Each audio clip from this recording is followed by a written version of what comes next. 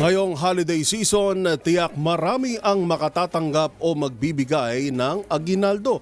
Kaya asahan ng mahabang pila sa mga ATM para mag-withdraw ng pera. Ngunit sa panahong ding ito, naglipa na rin ang mga gumagamit ng pekeng pera para makapanloko. Ano nga ba ang mga parusa sa mga mapatutunayang nagka-counterfeit o namemeke ng pera? Alamin sa report na ito.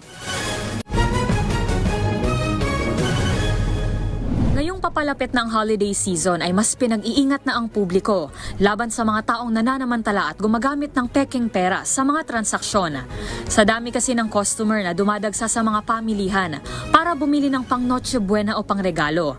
Wala nang panahon ang mga tindera na i-check kung totoo o pekeng pera ang ibinabayad sa kanila. Sa kabila ng mas pinaigting na operasyon ng Bangko Sentral ng Pilipinas o BSP, mula 2010, umabot na sa 35 milyong pisong halaga ng counterfeit money ang nakumpiska at 212 suspect na ang nahuli. Kaya paalala ng otoridad, doble ingat at siguruhing chinecheck ang mga sinusukli sa atin at ang ating ipinambabayad.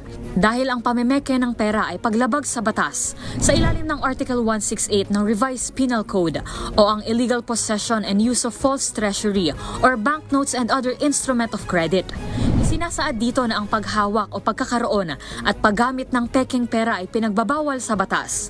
Ang sinumang lumabag dito ay maaaring patawan ng presyon mayor o pagkakakulong ng 6 hanggang 12 taon at multa na 2,000 hanggang 10,000 piso.